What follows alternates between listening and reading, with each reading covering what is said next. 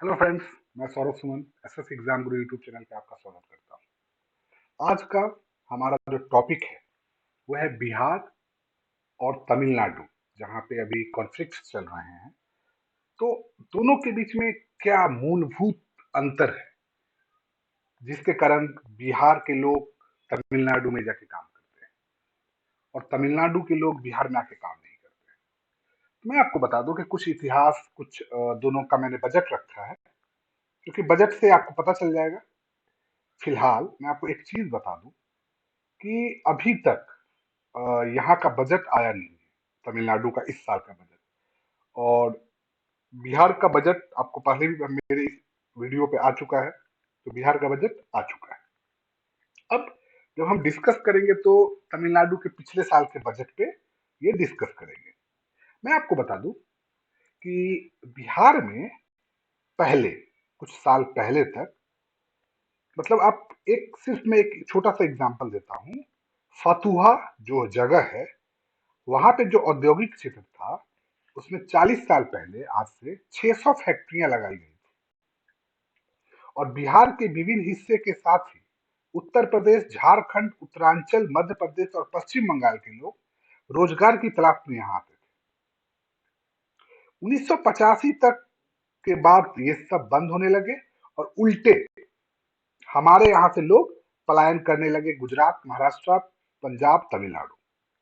आपको मैं बता दूं कि ट्रैक्टर से लेकर चम्मच तक बनाया जाता था इस फतुहा औद्योगिक क्षेत्र में।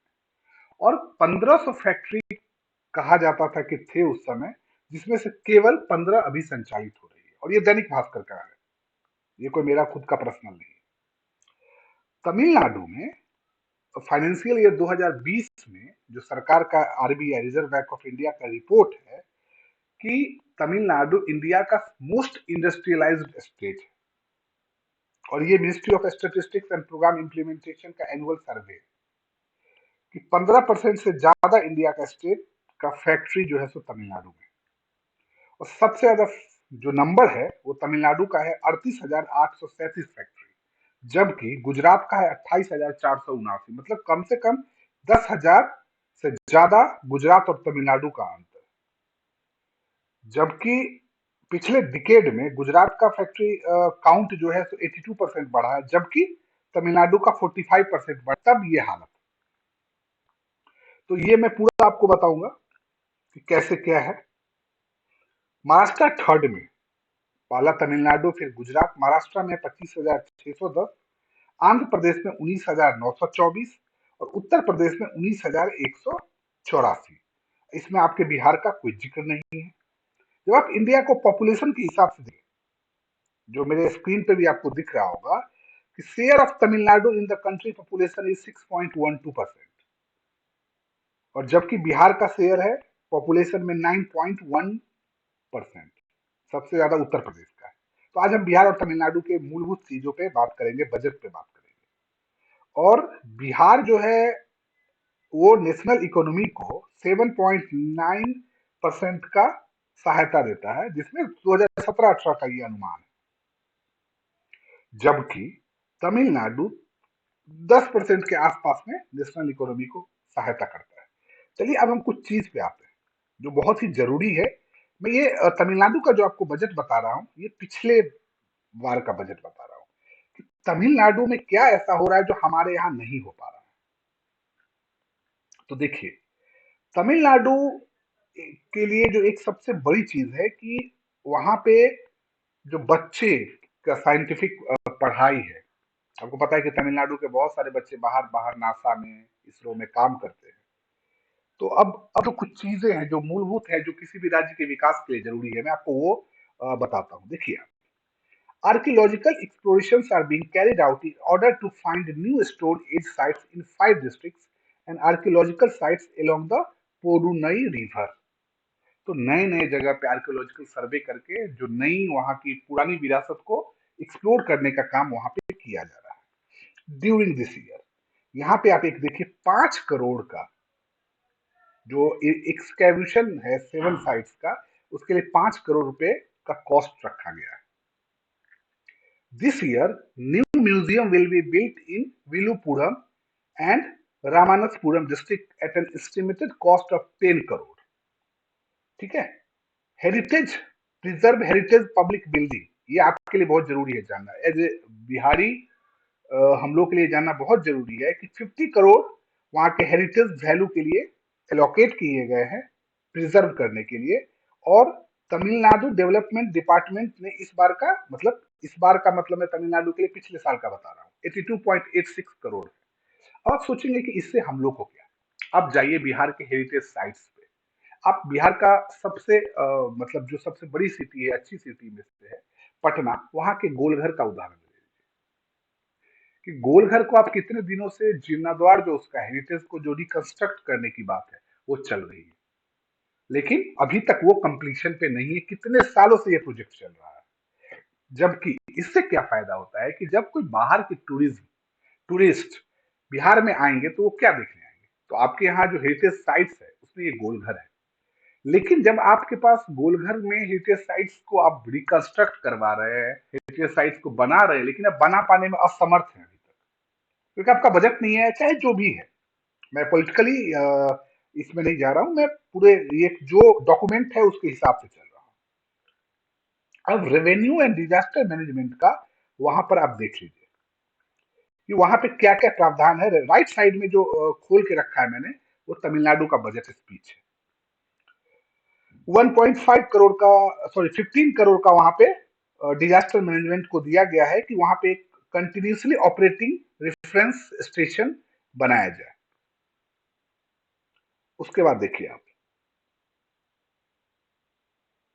ये बहुत जरूरी है, जो हम लोगों के लिए जरूरी है। To retrieve and protect government land including water bodies from encroachment, an amount of 50 crore is provided in this budget as a special fund for this purpose.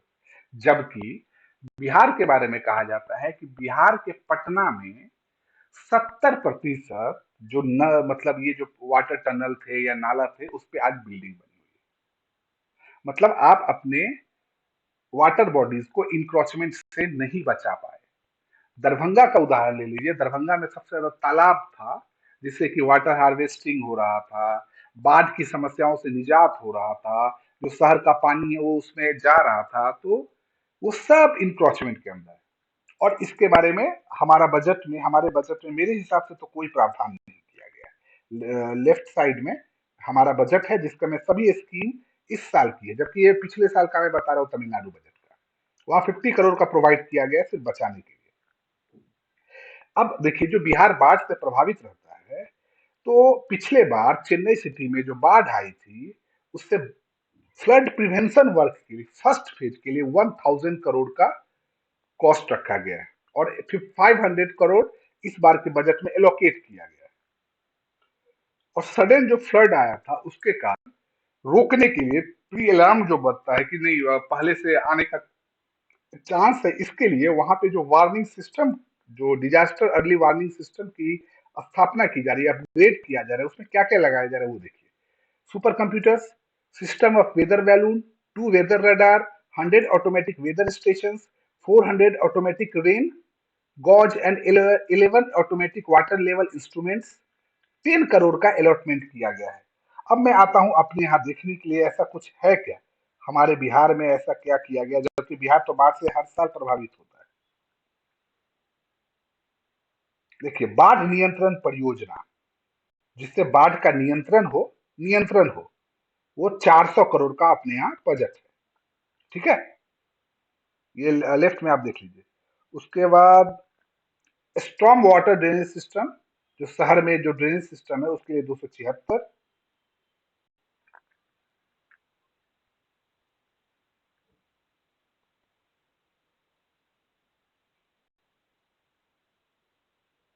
हाँ, तो ये सब था बिहार के लिए। अब यहाँ देखिए, अभी तक आपने अलॉटमेंट तमिलनाडु का देख लिया है।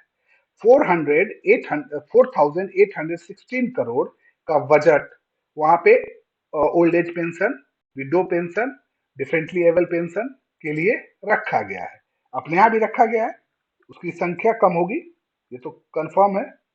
हाँ, मुख्यमंत्री वृद्धजन पेंशन योजना 1029 करोड़ रुपए का रखा गया है।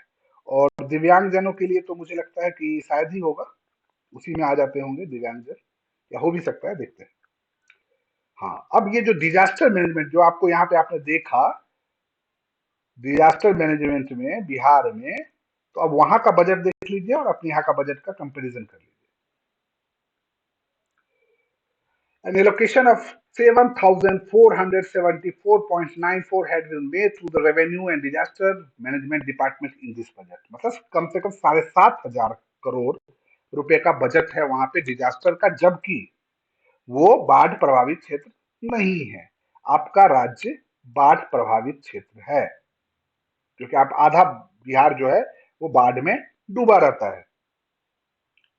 तो उसके लिए जो अभी मैंने आपको इससे पहले बताया था कि बाढ़ के लिए रखा गया बाढ़ प्रबंधन कार्यक्रम और सिंचाई लाभ के लिए तो 1,000 करोड़,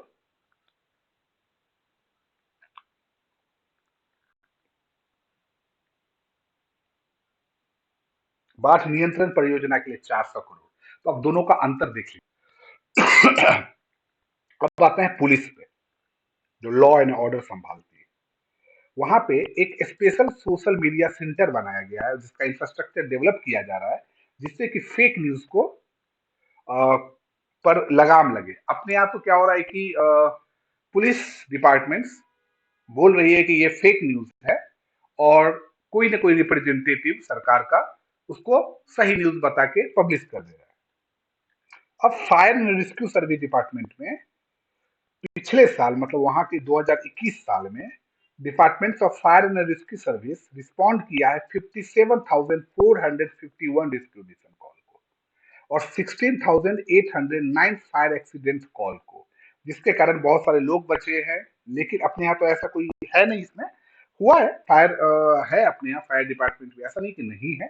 पर इतना ज्यादा मुझे लगता है अंक बहुत ज्यादा होगा, ये तो अभी मेरे पास है नहीं इसका। ये तो बिहार में तो आरटीआई से भी निकलेगा कि नहीं निकलेगा, ये डॉक्यूमेंट्स के कितने कॉल्स आए, और ये बताना चाहिए था। मेरे पास जितना बजट है उसमें तो नहीं है, पर पूरा हो सकता है। और फायर एंड रेस्क्यू डिपार्टमेंट के लिए 496 करोड़ का बजट तमिलनाडु को दिया गया है, सिर्फ फायर एंड रेस्क्यू डिपार्टमेंट को। एडमिनिस्ट्रेशन ऑफ जस्टिस के लिए 1461 करोड़ रुपए का दिया गया। अपने यहाँ भी कुछ दिया गया है, उसका तो मुझे मतलब, पुलिस भवन के लिए तो 335 करोड़ रुपए दिया गया है, जिससे कि पुलिस भवन बने। आप अंतर देखते रहिए, क्यों हम पीछे हैं वो देखिए। अब ये आता है, ये बहुत जरूरी है। मैं इसके लिए, क्योंकि बिहार कृषि प्रधान क्षेत्र है, और आपको मैंने पहले भी बताया कि बिहार में इतने उद्योग धंधे नहीं है। क्यों नहीं है, ये सब ये टॉपिक में नहीं कवर होगा। क्यों नहीं है इसके पीछे नहीं पड़ते हैं हम लोग, जो नहीं है वो है क्या, वो आप जानिए। बिहार एग्रीकल्चर है, लैंडलॉक जगह है। पहले यहाँ पे फैक्ट्री थी, अभी नहीं है। इसके पीछे कभी समुद्र का रीजन दिया जाता है, जो गले में संभव नहीं है, गले से अंदर जाना। तो देख लीजिए कि किसानों के लिए क्या जा रहा है। 2,531 करोड़ एग्रीकल्चर लोन वेव किया गया, मतलब उसको ऋण मुक्ति किया गया तमिलनाडु में। 1,000 करोड़ ज्वेल लोन्स था, और 600 crore self help group loans था। टोटली अमाउंट था 4,131 करोड़। इस मतलब इस साल का बजट, जब भी मैं तमिलनाडु के लिए आपको बताऊं तो आप समझ जाना पिछले बार का बजट। तो उनका बजट था 4,131 करोड़ रुपया, सिर्फ लोन वेव करने के लिए किसानों का। आप समझ रहे हैं कि बजट की स्टैंडर्ड क्या है। आपके यहाँ हुआ है, बजट तो है, वेव किया गया है, ये इसकी जानकारी है मुझे। लेकिन वो कितना करोड़ में होगा, वो 4,000 करोड़ में है तो आपका 400 करोड़ में भी नहीं होगा, ये कंफर्म है। जबकि बिहार एक कृषि प्रधान क्षेत्र है। और देख लीजिए वहां पे फ्रेश क्रॉप लोन कितने को दिया गया जानते हैं? 14,15,916 फार्मर्स को उस फाइनेंशियल ईयर में दिया गया, जिसमें 9,773 करोड़ रुपीज। आज के समय में जब किसान को कुछ पैसे मिलेंगे तभी वो अच्छी फसल खरीदेंगे और अच्छे से खेती कर पाएंगे। लेकिन आपके यहाँ, मतलब हमारे यहाँ जो बिहार में, ये सब देने में हम लोग असक्षम हो जा रहे हैं। मिल रहा है, लेकिन वो बजट में प्रावधान ही नहीं है उतने राशि का जो मिलेगा। बैंक कहां से लाके देगी? और इंटरेस्ट फ्री क्रॉप लोन के लिए 200 करोड़ रुपीज एलोकेट किया गया है। Corporation food and consumer protection department के लिए 13,176 करोड़। अब देखिए बजट की राशि। इरिगेशन जो सिंचाई जिसको हम लोग बोलते हैं, बिहार में सिंचाई सृजन परियोजना के लिए 1199 करोड़ रुपया, वहां देख लीजिए। 2787 करोड़ रुपया rehabilitation of water bodies like canal and tanks के लिए। और जो ईआरएम है, एक्सटेंशन रिनोवेशन एंड मॉडर्नाइजेशन, कोई भी वर्क वाटर रिसोर्स के लिए, उसके 3384, आप जोड़ते रहिए। गवर्नमेंट का जो डैम रिहेबिलिटेशन है उसके लिए 1064 करोड़। जो 4964 किलोमीटर ऑफ कैनल के लिए जो 3 डिस्ट्रिक्ट में बन रहे हैं उसके लिए 80 करोड़ रुपीज। मतलब टोटल आप अगर देखिएगा वाटर रिसोर्स डिपार्टमेंट के लिए तमिलनाडु में 7338 करोड़ रुपीज का प्रावधान किया गया है। और जब आप अपने यहाँ देखिए, तो मैंने आपको अभी दिखाया था कि आपके यहाँ, मतलब हमारे यहाँ सिंचाई के पानी के लिए 7 निश्चय कोई पार्ट 2 चल रहा है, उसके लिए 840 करोड़ रुपया है। और त्वरित सिंचाई लाभ बाढ़ प्रबंधन हमने दूसरे में जोड़ा था, बाढ़ प्रबंधन। अब एक ही राशि राशि को कितनी बार जोड़ेंगे? तो हर खेत तक सिंचाई के लिए 840 करोड़ है। अब आते हैं हम लोग एनिमल हस्बेंड्री, जो एनिमल्स के लिए है, उसके लिए आप देखिए ये चीज बहुत जरूरी है। एवेंडॉन मतलब injured pet animals, stray animals जो सड़क पर मवेशी घूमते रहते हैं, उनके लिए एनजीओ के थ्रू 20 करोड़ का प्रोवाइड किया गया बजट। अपने यहाँ मुझे नहीं लगता है कि इसके लिए कोई राशि होगी। और एनिमल हस्बेंड्री डिपार्टमेंट के लिए 1304 करोड़ रुपीज का बजट है। अब आइए इन्वायरमेंट के लिए। आपको पता है कि बिहार के 2-3 जिले देश के सबसे ज्यादा प्रदूषित जिलों में से एक है। पर बिहार में कभी पेड़ रोपने के लिए जल जीवन हरियाली मिशन के नाम पे राशि एलोकेट की जा रही है कितने सालों से। पर जो फैक्ट है आप वो देखिए कि चेन्नई में बोटोनिकल गार्डन करके एक सेटअप बायोडायवर्सिटी हब के लिए बनाया जा रहा है। उसमें 300 करोड़ का बनाया जा रहा है और इसको पार्टनरशिप किया जा रहा है क्यू गार्डन्स ऑफ लंदन के साथ। एमओयू जो होता है कि दो देश मिलके जो करते हैं, उसमें तमिलनाडु के साथ ये क्यू गार्डन्स ऑफ लंदन का एमओयू है। भारत का किसके साथ है पता नहीं, बिहार का sorry. Tamil Nadu green climate change fund बनाया गया है। जो नीलगिरी तहर प्रोजेक्ट है उसके लिए 10 करोड़, जो conservation of Tamil Nadu state animals है। और हाँ, ये आप देखिए फॉरेस्ट एंड वाइल्ड लाइफ के लिए जो बच्चों के बीच में जो धारणा है उसको बढ़ाने के लिए 20 करोड़ का house bird butterfly and animals by remodelling Guindy children's park के लिए पैसा दिया गया। फॉरेस्ट कमीशन के लिए पॉलिसी चेंज बनाई गई है। हम लोग क्या करते हैं, संजय गांधी जैविक उद्यान, पटना जैविक उद्यान में जाएंगे, एक दो फोटो खिंचवा लेंगे, बजट हो गया, पेड़ लग गया, हो गया। पेड़ लगाया गया है, पर पेड़ का केयर कौन होगा? जो भारत बिहार का सबसे बिना फैक्ट्री रहते हुए अगर प्रदूषित शहरों में बिहार अव्वल आता है। जैसे कि आप हम सब जानते हैं कि दिल्ली प्रदूषित हो रहा है, तो दिल्ली के प्रदूषित होने के पीछे उसकी फैक्ट्रीज भी है। जो पंजाब से जलती हुई पराली है जो बिहार में नहीं है, फिर भी बिहार प्रदूषित है। फिर भी हम लोग इसके दिशा में, इन्वायरमेंट की दिशा में हमारा कोई बजट का उतना राशि ही नहीं है, और उस राशि को आप देखिए कहाँ खर्च हो रही है।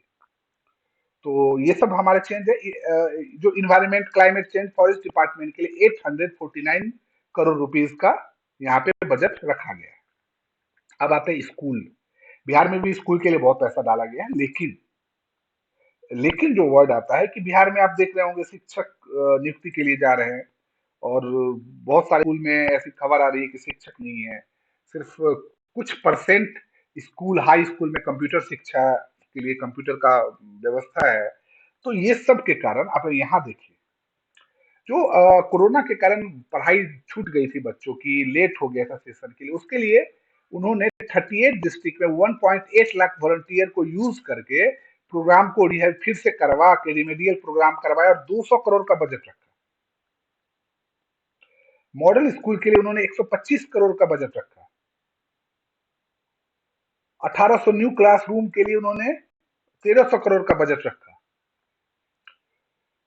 गवर्नमेंट के लिए डिस्ट्रिक्ट सेंट्रल लाइब्रेरी के लिए उन्होंने 36 करोड़ का बजट रखा। बुक्स फेयर, ये बहुत जरूरी है हम लोग के लिए कि हम लोग का बुक्स फेयर बहुत हुआ तो पटना में गांधी मैदान में एक बुक्स फेयर लगेगा, खत्म। लेकिन आपको जानना होगा कि बच्चों के प्रति, बुक्स के प्रति जागरूक करने के लिए हर जिला में बुक्स फेयर लगना चाहिए और बच्चों को पता लगना चाहिए। और बुक्स फेयर फेस्टिवल के लिए उन्होंने 5.6 करोड़ की राशि रखी है। 36,895 करोड़ रुपीस वहां के स्कूल डिपार्टमेंट के लिए बजट है। आप अपने बजट, मैं आपके बजट का पूरा लिस्ट ही आपके सामने हर समय रख रहा हूँ। 16,131 करोड़ रुपया, आपके डबल से ज्यादा है पिछले साल। तो इस साल तो वो और बढ़ गया होगा।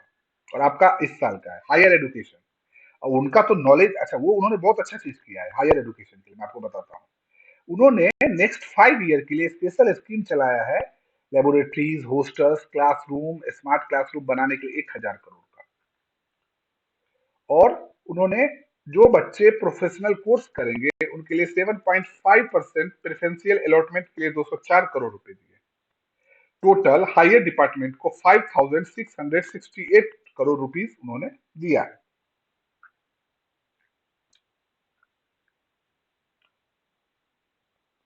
अब ये देखिए, ये बहुत जरूरी है कि उन्होंने अपने यहाँ जो बच्चे 6 to 12 में पढ़ रहे हैं उनके लिए, जैसे बड़े बड़े कॉलेजेस हैं, आईआईटी है, एम्स है, इन लोगों की पढ़ाई का पूरा खर्चा खुद उठाने का किया है।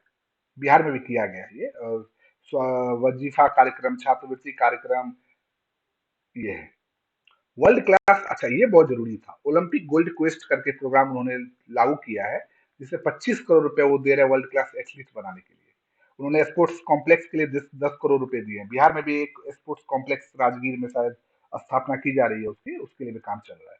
चेस ओलंपियाड, तमिलनाडु के बच्चे सबसे ज्यादा चेस खेलते हैं, और उन्होंने 2000 टॉप प्लेयर्स फ्रॉम 150 कंट्री उनके एक इवेंट्स में पार्टिसिपेट किए थे, और उसके लिए उन्होंने 293.26 करोड़ रुपए का स्पोर्ट्स डेवलपमेंट के लिए उनका बजट है। अपना बजट आप देख लीजिए। पब्लिक हेल्थ, पब्लिक हेल्थ सबसे ज्यादा जरूरी है, उसके लिए उन्होंने 19 गवर्नमेंट हॉस्पिटल को नए डिस्ट्रिक्ट हेडक्वार्टर हॉस्पिटल में बदलने के लिए 1,000 करोड़ का बजट रखा है। 750 बेड का के लिए उन्होंने 100 करोड़ रुपया और रखा है। बिहार में भी पीएमसीएच और आईजीएमएस के लिए व्यवस्था की गई है बजट में, ये बिहार में भी की गई है। और उन्होंने ये बहुत अच्छा चीज किया है, ऐसे बिहार में ये केस कम है। यूक्रेन में जो बच्चे मेडिकल की पढ़ाई कर रहे थे उनके के लिए उन्होंने अपने यहाँ व्यवस्था किया है। National rural health mission, NRHM है जो है, बिहार में भी है एनआरएचएम, उसके लिए उन्होंने 1906 करोड़ रुपए का प्रावधान किया है। एम्बुलेंस सर्विस के लिए 304 करोड़ रुपए, और मैटरनिटी बेनिफिट स्कीम के लिए उन्होंने 817 crore. Chief minister comprehensive health insurance scheme के लिए उन्होंने 1547 करोड़ रुपए की व्यवस्था की है। बिहार के लिए बहुत जरूरी है, क्योंकि बिहार के लोग जब भी ज्यादा बीमारी में पीड़ित होते हैं तो वो एम्स दिल्ली की तरफ रुख करते हैं। और आप अगर दिल्ली के बड़े बड़े सफ्दरगंज, एम्स, आरएमएल में जाएंगे तो वहाँ बिहार के लोग सबसे ज्यादा आपको मिलेंगे। तो जिसको कम करने के लिए हमें क्या करना पड़ेगा कि बिहार में ऐसी चिकित्सा सुविधा प्रदान करनी पड़ेगी कि हमें बिहार के लोगों का इलाज बिहार में हो। उनके लिए इंश्योरेंस, जो chief minister comprehensive health insurance scheme Tamil Nadu में है, वैसे बिहार में अच्छे अच्छे स्कीम लोगों की पहुंच तक। टोटल उनका हेल्थ डिपार्टमेंट का बजट था 17,901 करोड़ रुपए, उनका हेल्थ डिपार्टमेंट। सोशल वेलफेयर के लिए तो बहुत सारा चीज है कि बिहार में भी चल रहा है, सोशल वेलफेयर में बिहार में कमी नहीं है। हाँ, एक चीज है उन्होंने कि उन्होंने क्लास 6 to 12 की बच्चियों के लिए 1,000 रुपया पर मंथ डायरेक्टली उनके बैंक अकाउंट में भेजा जाएगा, ये उन्होंने बहुत किया है। और इससे कम से कम 6 लाख गर्ल स्टूडेंट वहां पे उनको फायदा हो रहा है। 698 करोड़ रुपीज का एलोकेट किया है। बिहार में भी है, मैट्रिक पास करने पे, इंटर पास करने पे और ग्रेजुएशन पास करने पे बच्चियों को 25,000, 10,000 जो भी है बजट में ये मिल रहा है, ये बिहार में भी हो रहा है।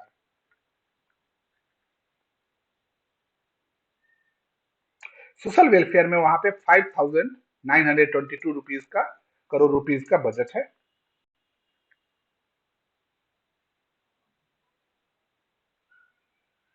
हॉस्टल्स के लिए भी है, देखिए ये बिहार में भी किया जा रहा है, माइनॉरिटीज वेलफेयर के लिए भी है, वजीफा कार्यक्रम भी है।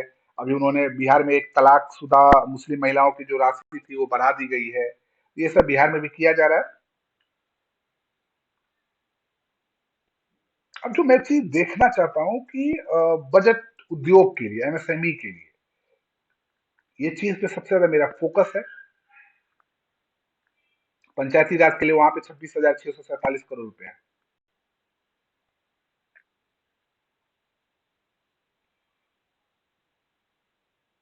वाटर सप्लाई जो बिहार में, जिसको हम लोग पेयजल निश्चय योजना तो है, उसके लिए उन्होंने 2208 करोड़ रुपए का राशि प्रदान की।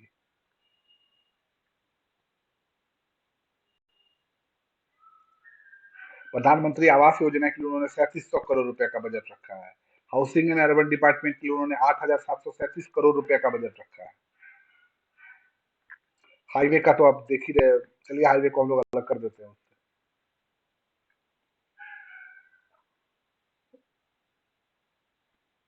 ये बिहार के लिए बहुत जरूरी है। मैं ये चीज देखना चाह रहा था, ट्रांसपोर्ट। उन्होंने 1520 करोड़ रुपया सब्सिडी दिया है वुमेन लिए, फ्री। जो सब्सिडी है कि वुमेन फ्री चलेगी। स्टूडेंट कॉन्सेशन के लिए 928 करोड़ रुपए का बजट है, और 1300 करोड़ रुपए उन्होंने डीजल सब्सिडी में दिया है, जो स्कीम मेरे हिसाब से बिहार में नहीं है। क्योंकि बिहार में सरकारी बस चलती कहाँ है ज्यादा। और उन्होंने BS6 करके न्यू डीजल बस और 500 न्यू इलेक्ट्रिक बस का भी व्यवस्था किया है। बिहार में ये चीज शुरू हो चुकी है, ये चीज देखने को मिल रही है। लेकिन प्राइवेट का ऐसा इस पे दबाव है, मतलब ये तंत्र पे, कि सरकारी बस रहते हुए भी प्राइवेट का ही बोलबाला चल रहा है, जबकि सरकारी बस है। तो ये जो सिस्टम में चेंज है वो करना पड़ेगा। एनर्जी डिपार्टमेंट में बिहार में भी दिया गया है, आप देख सकते हैं। जो साउथ नॉर्थ, ये सब जो south Bihar power distribution, north Bihar power distribution, Bihar state power transmission, 340, 340, 336, मतलब 1000 करोड़ का दिया गया है। और मेन यहाँ पे क्या किया गया, इरिगेशन के लिए दिया गया है कि 1 लाख एग्रीकल्चर इलेक्ट्रिसिटी कनेक्शन दिया गया, बिहार में भी दिया गया है।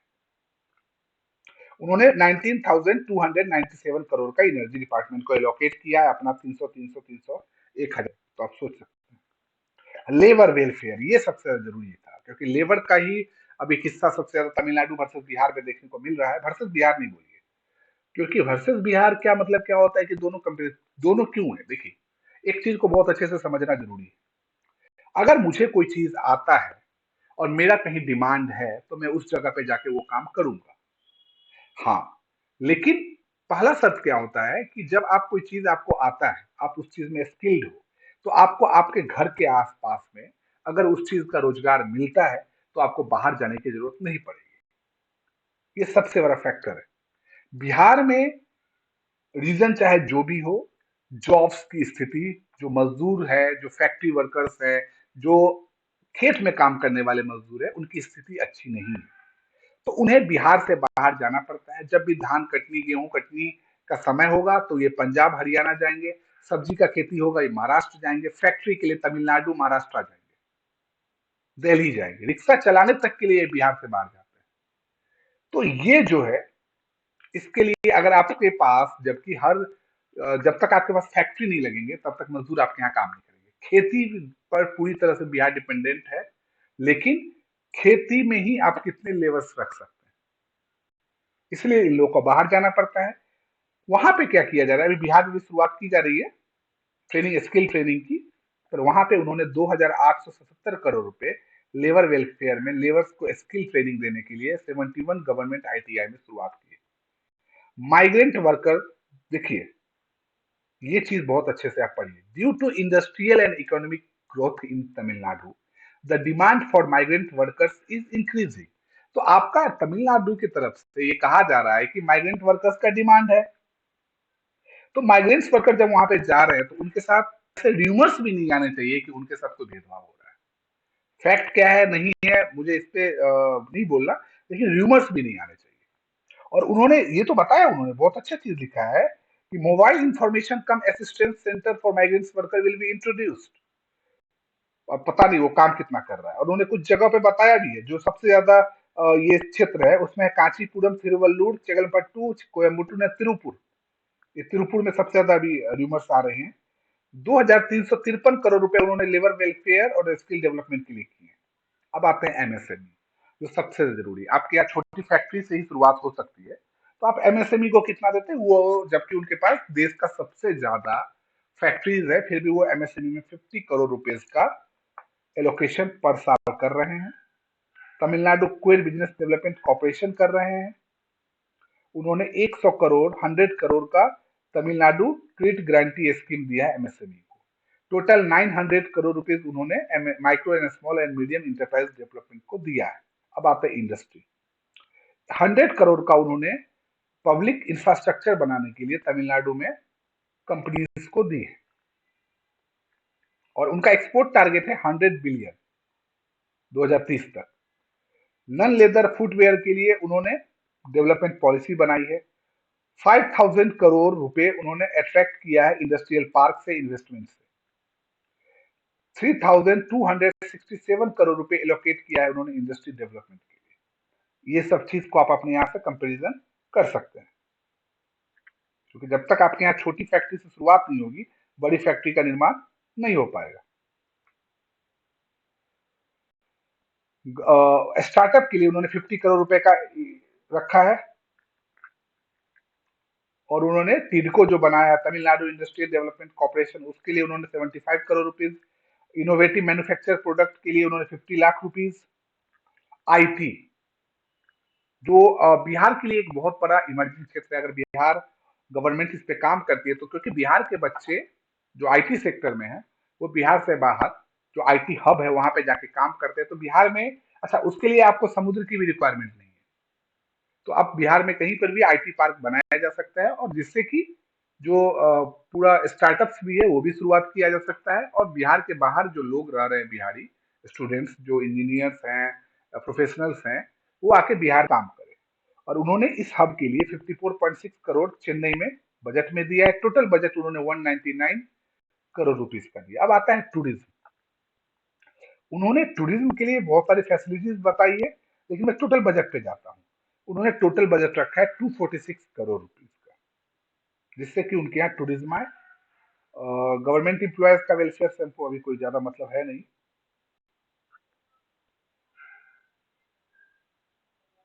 तो ये था उनका मेन चीज। तो अब आप देखिए कि आपके यहाँ रुपया कहाँ आता है, रुपया कहाँ जाता है।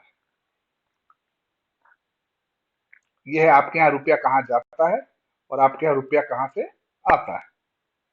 और यहाँ पे आपके लिए औद्योगिक विकास के लिए 100 करोड़। अब ये देख लीजिए, ये आप अपना लेफ्ट साइड में आपके यहाँ की 1 साल आगे हैं आप उससे, क्योंकि मैं उनका पिछले साल का बजट बता रहा हूँ, आपका इस साल का बजट बता रहा हूँ कि ये कितना रुपीस खर्च कर रहे हैं और वो कितना रुपीस खर्च कर रहे हैं। तो जब तक आप पैसे खर्च नहीं करेंगे, मतलब बजट आपका नहीं रहेगा, आप किसी भी जगह से अपने आप को कंपैरिजन नहीं कर सकते हैं। हमने कंपैरिजन करने की कोशिश की कि लोगों के मन में ये जिज्ञासा होगा कि बिहार के लेबर्स बिहार से बाहर क्यों जा रहे हैं। तो सिर्फ इसका एकमात्र कारण आप ये नहीं बता सकते कि फैक्ट्री है, फैक्ट्री नहीं है। इसके पीछे पूरा का पूरा एक तंत्र काम करता है कि आप सिर्फ एक सडन फैक्ट्री आज के आज लगा नहीं सकते।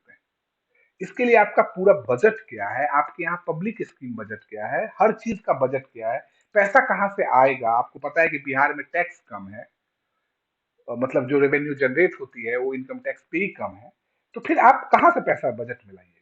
तो इसके लिए पूरा एक सिस्टम में 0% से, जीरो पायदान से, फर्स्ट पायदान से शुरुआत करनी पड़ेगी, तभी आप तमिलनाडु के कंपेयर में जा पाएंगे।